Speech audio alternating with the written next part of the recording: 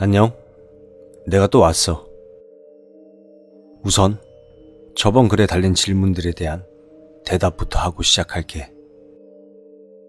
하지만 모든 질문에 일일이 대답하기는 조금 힘들 것 같아. 그래서 조금 자주 보이는 질문들만 한데 모아 답변하도록 할게. 자, 우선 내가 정확히 어디에 근무하는지 밝히는 일은 꽤나 어려울 것 같아. 현실적으로 내가 적은 이야기들 때문에 나는 꽤 큰 공경에 처하거나 직업을 잃을 수도 있거든. 그래서 미안하지만 내 근무지를 알려주긴 힘들 것 같아. 그래도 내가 미국에서 일하고 있다는 사실과 내 근무지의 대부분은 야생지역이라는 것 정도는 알려주도록 할게. 이 지역은 수백 마일에 걸친 깊은 숲과 그 주위를 가로질르는 산악지대, 그리고 몇 개의 호수들로 이루어져 있지. 그리고 여전히 그 계단에 대한 관심이 엄청나더라고. 너희 말처럼 내가 내 상사한테 단도직입적으로 그 계단의 정체를 알려달라고 요구할 수도 있겠지.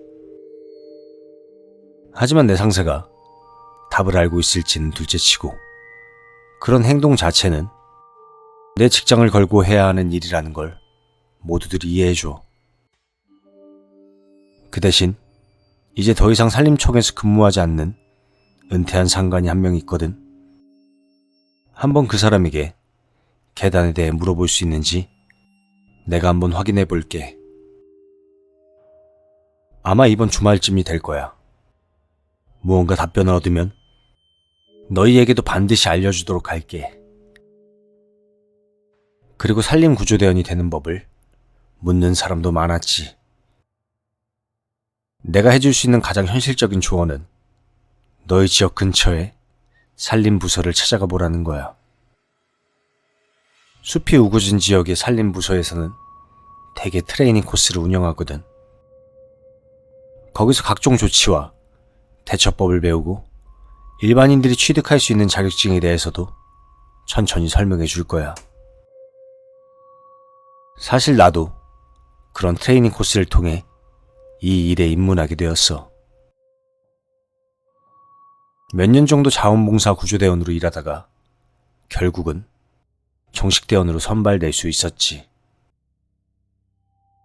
나는 이 일이 정말 마음에 들어. 때때로 생기는 비극적인 사건들이 조금은 괴롭지만 말이야. 이제 새로운 이야기들을 풀어놓을 시간이야. 내가 막 트레이닝 코스를 마치고 처음으로 실제 구조 현장에 나가보았을 때의 일이야. 모든 것이 낯설고 새로울 때였지. 어느 날 아침 어떤 부부에게서 전화가 한 통 왔어.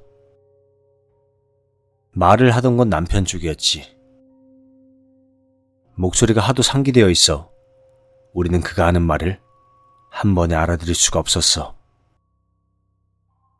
전화 뒤편에서는 그의 아내가 비명을 지르는 소리가 들려왔어.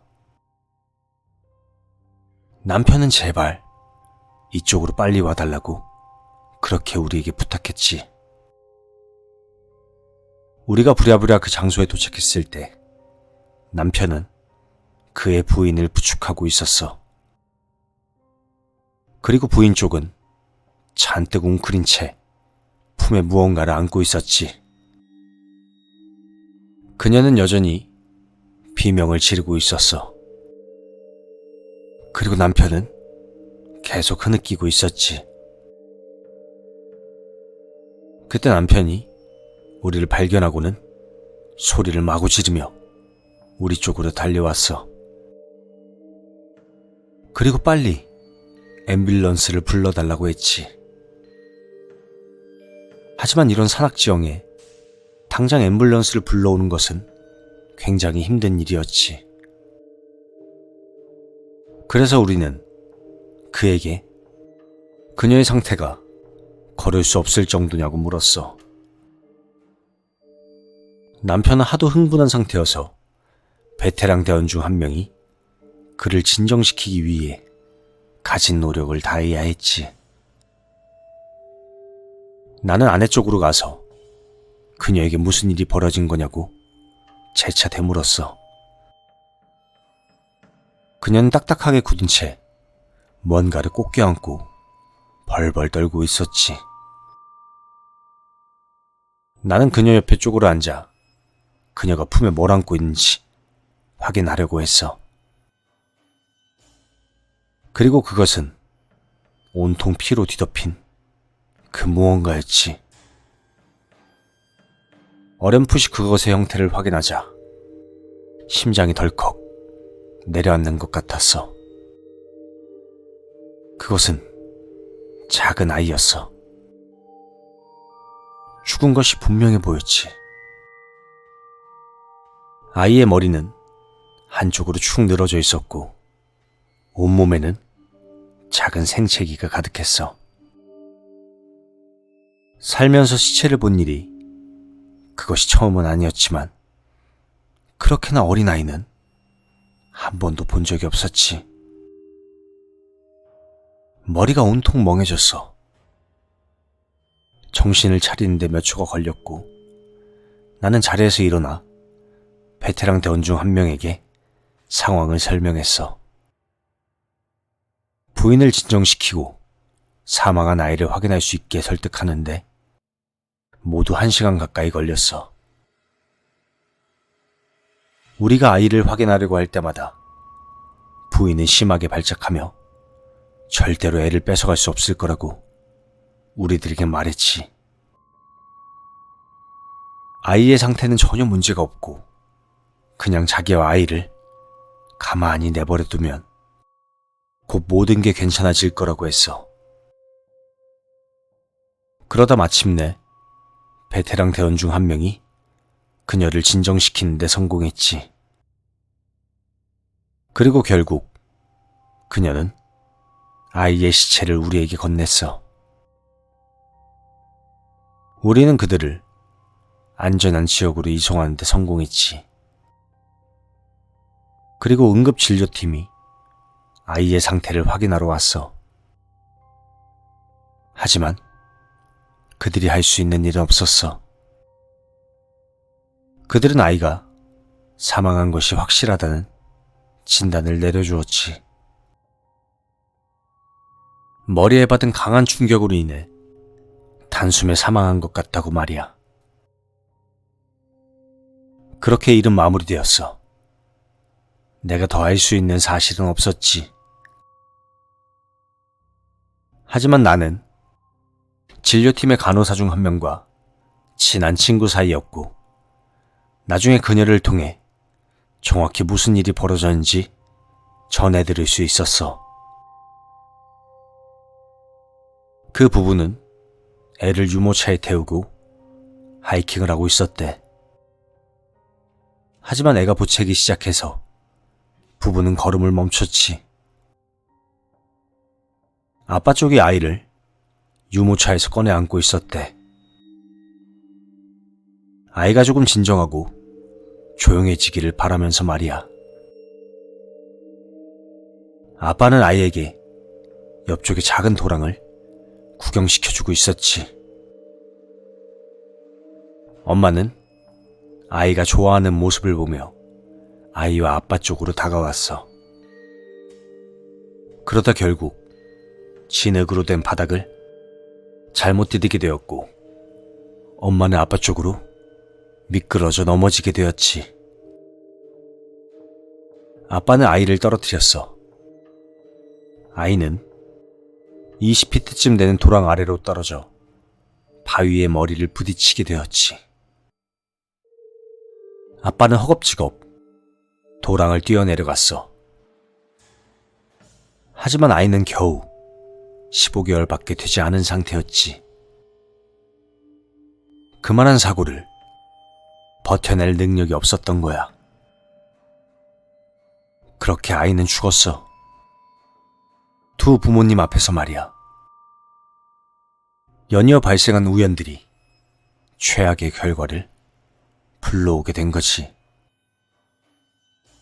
이게 바로 내가 겪은 가장 비극적인 사건들 중 하나야. 이번엔 또 다른 이야기야. 동물에 대한 이야기지. 사실 난 동물 관련 사건을 많이 접해보지 못했어. 왜냐하면 내가 근무하는 지역에 야생동물들이 그렇게 많은 편이 아니었거든. 곰들이 좀 살고 있긴 한데 개들은 보통 사람을 멀리하는 경향이 있어. 그 외에 볼 수 있는 동물들은 모두 작은 놈들 뿐이지. 코요테나 너구리들, 아니면 스컹크 같은 것들 말이야. 하지만 우리가 가장 자주 만나는 것은 바로 모스들이야. 그리고 내가 분명히 말해두겠는데 모스는 진짜 성질이 더러워.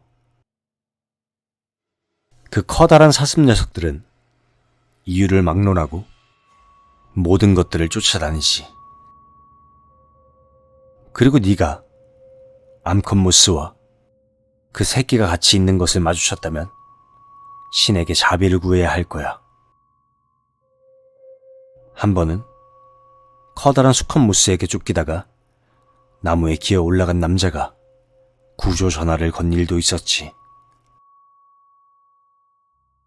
아마 너희 중 누군가는 그게 우스운 상황이라고 그렇게 생각할 수도 있을 거야. 그래, 사실 모스 얘기가 그렇게 무서운 건 아니지. 하지만 실제로 쫓기는 입장이 된다면 그렇게 유쾌하지만은 않을 거야. 아무튼 모스를 조심하라고. 좋아, 이번엔 조금 무서운 이야기야. 내가 잊어버리려고 무지하게 노력했지만 결국 계속해서 내 머릿속에 다시 떠오르곤 하는 그런 이야기들. 만약 누군가가 숲속에서 많은 시간을 보내야 한다면 그 사람은 혼자 있는 일에 겁을 먹지 않는 편이 좋겠지. 그게 바로 내가 이 일을 잊으려고 노력했던 이유야. 내가 바로 숲속에서 많은 시간을 보내는 그 사람 중에 한 명이거든. 이 사건 때문에 나는 처음으로 이직을 고려하기도 했어. 사실 이 사건에 대해 얘기하는 것조차 조금은 꺼림칙하긴 해. 아무튼 얘기를 시작해보자고. 그건 봄이 거의 끝나가던 시기에 일이었어. 어느 날 전형적인 아동실종 신고가 들어왔지. 4살짜리 여자아이가 가족이 캠핑하던 장소에서 사라져버렸다는 거야. 아이가 사라진 후 2시간이 지난 시점이었지. 그녀의 부모님은 다른 모든 부모님들과 비슷한 이야기를 했어. 우리 아이는 혼자 어디로 가버릴 아이가 아니다. 그 아이는 우리 옆에 항상 잘 붙어 있었다. 그 아이가 이런 일을 한 것은 이번이 처음이다. 이런 이야기들 말이야. 우리는 아이의 부모님을 안심시키기 위해 그 아이를 찾기 위해서라면 우리가 할 수 있는 모든 일을 다 하겠다고 약속했지. 그리고 곧바로 대형을 갖춰 수색을 시작했어. 그러다가 어느 작은 계곡 앞에서 갑자기 귀에 충격을 느끼며 멈춰 서게 되었지. 우리는 얼어붙은 채로 서로를 바라보았어. 단순한 기압 차이 때문이라고 하기엔 꽤나 귀가 멍멍했어. 그런 상태는 우리가 1피트를 걸어갈 때까지 계속해서 지속되었지. 나는 내 동료에게 너도 아직 귀가 멍멍하냐고 물으려 했지. 하지만 그러기 전에 갑자기 엄청나게 큰 소리가 들려왔어. 마치 기차가 달려가는 것을 귀 바로 옆에서 듣는 것과 비슷한 느낌이었지. 그런 소리가 모든 방향에서 일시에 들려왔어. 심지어 우리 발 아래에서도 말이야. 내 동료가 나를 보며 뭐라 크게 외쳤지만 나는 그 소리를 들을 수가 없었어. 우리는 공포에 질려 주변을 두리번거렸지. 도대체 그 소리가 어디서 들려오는 건지 알아내기 위해 말이야. 하지만 우리는 아무것도 발견할 수가 없었어. 내 추측은 그것이 산사태라는 것이었지. 하지만 우리는 절벽 근처에 있지 않았어. 그리고 소리는 여전히 계속되고 있었지. 그러다 그 소리는 갑자기 들려온 것만큼이나 순식간에 사라졌어. 마치 누군가가 정지 버튼을 누른 것처럼 갑작스러운 일이었지. 우리는 몇 초간 서 있다가 사방이 고요하다는 것을 깨달았고 서서히 평범한 숲속의 소리들이 들려오기 시작했지. 내 동료는 나에게 그게 대체 뭐였냐고 물었어. 하지만 나는 대답해 줄 말이 없었고 우리는 그렇게 서로를 바라보며 얼마 동안 서 있었지. 나는 무전기를 꺼내 누군가 다른 사람이 그 소리를 들었나 확인해 보았어. 하지만 그걸 들은 사람은 아무도 없었지. 결국 수색은 밤까지 계속되었어. 그 소녀의 작은 흔적이라도 발견해야만 했지. 나와 내 동료는 계속 한 조를 이룬 채였어. 우리는 야간 수색 방침대로 계속 몇 분 간격으로 사라진 소녀의 이름을 부르며 그렇게 걷고 있었지. 그때쯤에 나는 누구보다도 더욱더 간절하게 그 소녀를 찾고 싶었어. 어린아이가 한밤중에 혼자 어두컴컴한 숲에 있는 모습을 상상하는 건 너무나도 끔찍했거든. 이런 깊은 숲속은 환한 대낮에도 아이들을 겁먹게 만들 수 있는데 밤에는 전혀 다른 모습으로 그들을 공포에 질리게 만들지. 하지만 여전히 그녀의 흔적은 아무것도 발견되지 않았어. 우리의 외침 역시 아무런 응답을 받지 못하고 있었지. 그러다가 결국 자정이 넘어 우리는 복귀했지. 그리고 집합 장소로 이동하기로 했어. 그런데 우리가 반쯤 되돌아갔을 때 내 동료가 갑자기 멈춰서더니 그의 손전등을 우리 앞쪽으로 비췄지. 우리 앞쪽엔 죽은 나무들이 넘어진 채 엉망으로 쌓여 있었어. 나는 그에게 왜 멈췄냐고 물어봤지. 그는 내게 잠깐 조용히 하고 귀를 기울여 보라고 했어. 나는 그의 말에 따랐지. 그러자 잠시 후 저 멀리에서 어린 아이가 우는 것 같은 소리가 들려왔어. 나와 동료는 서로를 쳐다본 후 사라진 소녀의 이름을 애타게 부르며 그 소리 쪽으로 접근하기 시작했지. 하지만 울음소리는 우리의 외침에 응답하지 않았어. 여전히 그저 울고 있을 뿐이었지. 우리는 죽어 넘어진 나무들을 돌아가느냐 시간을 소비해야 했어. 그 와중에도 우리는 계속 그 아이의 이름을 부르고 있었지. 그리고 마침내 우리는 소리가 들리는 곳에 가까이 접근했어. 그런데 그때 나는 무언가 이상하다는 것을 깨달았지. 그리고 내 동료에게 뭔가가 잘못되었다고 말했어. 내 동료는 자기도 그런 기분이 든다고 말했지. 하지만 우리는 그 이유를 알 수 없었어. 그리고 우리는 일단 그 자리에 멈춰섰지. 그리고 다시 한번 그 소녀의 이름을 불러보았어.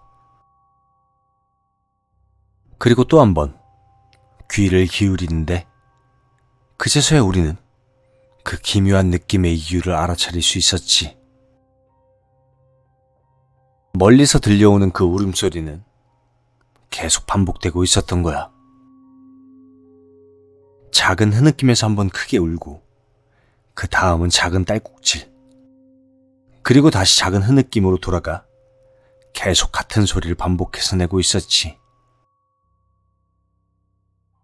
그건 매번 정확하게 같은 소리였어. 단 한치의 오차도 없이 말이야. 누구도 그런 식으로 울지는 않지. 그리고 누구도 그런 식으로 우는 것은 불가능했지. 정확히 같은 소리를 정확히 계속 반복하면서 말이야. 아무런 말도 하지 못한 채 나와 내 동료는 곧장 뒤로 돌아 급하게 도망가기 시작했어. 내가 그 정도로 침착함을 잃은 적은 그때가 처음이었지. 하지만 그 울음소리에는 분명 심각하게 끔찍한 기운이 맴돌았어. 도저히 그런 소리를 계속 듣고 있을 수는 없었지. 우리가 집합 장소에 도착했을 때 우리는 다른 대원들에게 뭔가 이상한 소리를 듣지 못했냐고 물었어. 하지만 그 누구도 우리와 같은 경험을 한 사람은 없었지. 우리는 결국 실종된 소녀를 찾지 못했어. 수색은 계속되었지만 그 아이의 흔적은 단 하나도 발견되지 않았지. 실종된 사람의 흔적이 단 하나도 발견되지 않는 일은 우리가 아는 한 거의 없어. 아주 작은 흔적, 최소한 시체라도 발견되어야 정상이지. 하지만 가끔씩 이런 일이 벌어지고는 그 소녀는 말 그대로 세상에서 사라지듯 실종되어 버린 거야. 나는 소녀의 실종과 그 귀가 멍멍한 소리, 그리고 그 한밤중의 기계적인 울음소리가 서로 무슨 연관이 있는 건진 모르겠어. 하지만 세상엔 우리가 절대로 이유를 밝혀낼 수 없는 일들이 몇 개쯤은 있는 건가 봐. 조금 찝찝한 이야기를 한 것 같아. 그래서 마음이 불편해. 그래, 오늘은 일단 여기서 줄일게. 다음에 다른 얘기로 돌아올 테니 조금만 기다려줘. 그럼 다들 안전한 산행 되길 기원할게.